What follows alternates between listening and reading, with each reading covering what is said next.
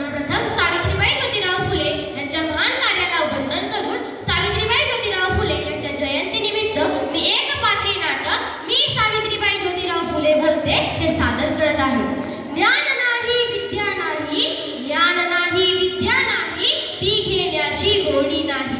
बुद्धी असून चालत नाही, तयास मानव म्हणावा का? ओळखलत का? म्या सावित्री. अहो तुमची सावित्रीबाई ज्योतिराव फुले सातारा जिल्ह्यातील खंडाळा तालुक्यातील नायगाव येथील खंडोजी नेवसे पाटील आणि लक्ष्मीबाई यांची मी कन्या. 3 जानेवारी 1831 हा माझा जन्मदिवस. पण वयाच्या अवघ्या 9व्या वर्षी माझे आणि ज्योतिराव फुले यांचे विवाह झाले.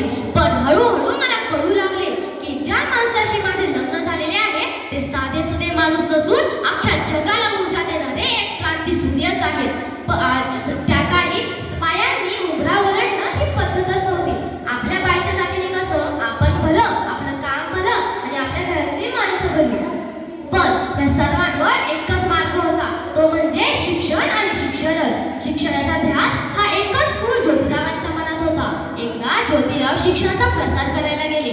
तेथे त्यांना पॅरेंट नावाच्या ब्रिटिश मॅडम भेटल्या. त्या म्हणाल्या, mister Phule, whenever you want to educate the society, first you have to educate the woman. If woman will get educated, the whole family will get educated. झालं तर यावर आले ना ज्योतिराव माझ्याकडे लगेच पाटी पेन्सिल घेऊन आणि म्हणाले, सावित्री, आजपासून मी तुझी शाळा घेणार. मी तुला लिहायला वाचायला शिकवणार. झाली माझी शाळा सुरू.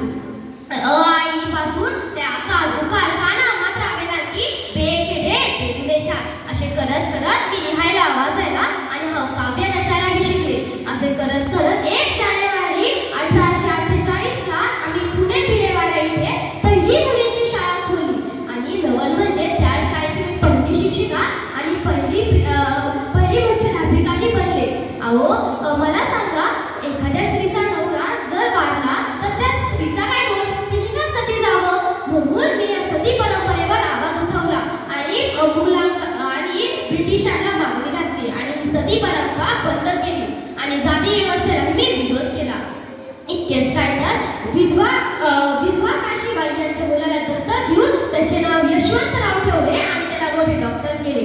ठराविक कालावधीनंतर आपल्या पुण्यात प्लेगच्या आजाराने हाहाकार माजवलेला. म्हणून मी यशवंताला म्हणले, यशवंता, तू या रुग्णांसाठी दवाखाना खोल. यावर यशवंताने दवाखाना खोलला. तो तर सेवा करतच होता, पण मी पण त्या रुग्णांची सेवा करण्यासाठी पुढाकार घेतला. पण दुर्दैवाने मलाही तो प्लेगचा आजार झाला आणि 10 मार्च 1897 ला माझा मृत्यू झाला. पण